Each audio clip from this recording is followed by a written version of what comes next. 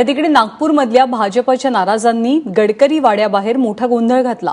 महापालिकेचे उमेदवार निश्चित करण्यासाठी सकाळी गडकरी वाड्यावरती बैठक आयोजित करण्यात आली होती। या बैठकीमध्ये सर्व प्रभागांच्या उमेदवारांवर शिक्कामोर्तब झालं। त्यानंतर उमेदवारांना एबी फॉर्मचं वाटप सुरू असताना वाड्याबाहेर नाराजांनी गोंधळही घातला।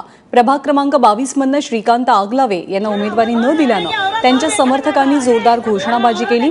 तसंच प्रभाग क्रमांक 24 मधनं चेतना टांग यांना उमेदवारी न मिळाल्यामुळे महिला कार्यकर्त्यांनी चांगलाच गोंधळ घातल्याचं चित्र पाहायला मिळालं।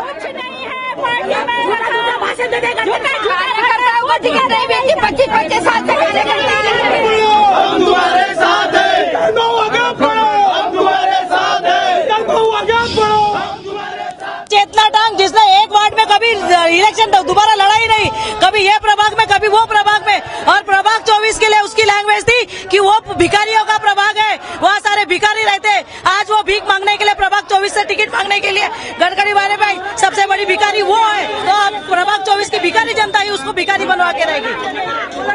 बिल्कुल नहीं करेगा। अगर पक्ष अगर ऐसी टिकट हम पे थोपता है तो हम बिल्कुल काम नहीं करेंगे, उसको गिराएंगे। वो एक टिकट तो गिरा के रहेंगे। जे काही या नेता लोकांनी केलेलं आहे त्याच्यामध्ये श्रीकांत आगलावे यांचं नाव कापून मनोज चपले यांना तिकीट देण्यात आलेली आहे। दोन नेत्याच्या भांडणामध्ये तिसऱ्याचा लाभ इथे झालेला आहे।